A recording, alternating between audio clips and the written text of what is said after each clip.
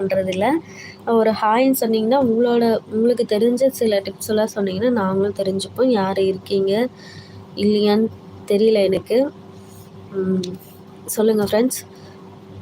உங்களுக்கு வேற என்னலாம் தெரியுது அப்படின்னு சொல்லிட்டு சொல்லுங்க. அத பத்தி நம்ம பேசலாம்.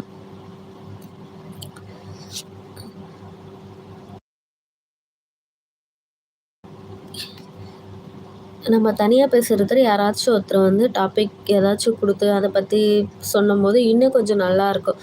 அத பத்தி சுவாரஸ்யமா நம்ம பேசிட்டே போகலாம். அமைதியா நான் கேட்குறேன் அப்படின்றத தாண்டி, சின்னதா வந்து டைப் பண்ணி உங்களுக்கு தெரிஞ்ச விஷயங்கள் ஷேர் பண்ணா ரொம்ப நல்லாயிருக்கும். ட்ரை பண்ணி பாருங்க. இன்னொரு ஆரோக்கியமான விஷயம் என்னன்னா, நல்லா ஒரு 6லேருந்து 8 மணி நேரம் தூங்கணுங்க.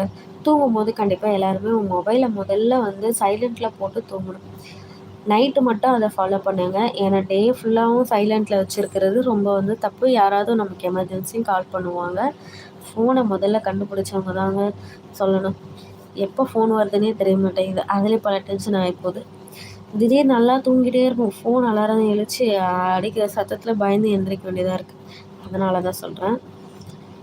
ஃபோன நல்லா சைலண்ட்ல போட்டு 6லேருந்து ஒரு 8 மணி நேரம் நல்லா தூங்கி எந்திரிச்சோம்னாலே காலைல நல்லா ஒரு ஃப்யூஸ்ஃபுல்லான ஒரு மார்னிங்கா இருக்கும். ரிலாக்ஸ் அப்படியே எந்திரிச்சு நம்ம வேலைய ஸ்டார்ட் பண்ணலாம். காலையில எந்திரிக்கும்போதே டென்ஷனோட ஆரம்பிச்சோம்னா, அந்த டே ஃபுல்லா ஒரே கோவமா, டென்ஷனா இப்படிதாங்க போயிட்டு இருக்கும்.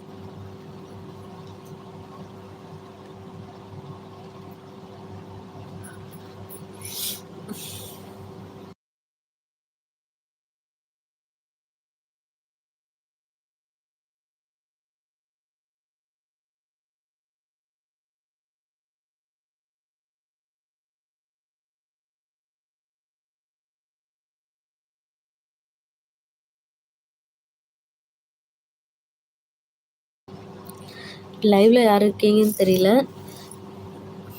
ஒரு கமெண்ட்ஸ் பண்ணுங்க.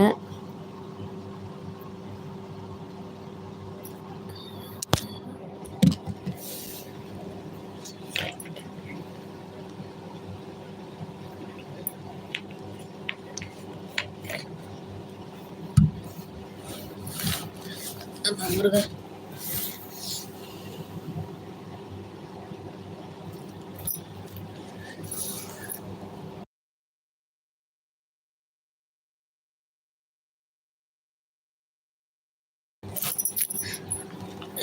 லைவ்ல இப்போ நெறைய பேர் வந்திருக்கீங்க. சொல்லுங்க, நம்மளோட லைஃப் ஸ்டைல் எப்படி இருந்தா நல்லாயிருக்கும்? நம்மளோட ஆரோக்கியமான லைஃப் ஸ்டைல்னா அது எப்படி இருந்தா நல்லாயிருக்கும்? அப்படின்னு சொல்லிட்டு தான் இந்த டாபிக் வந்து நம்ம எடுத்து பேசிட்டு இருக்கோம்.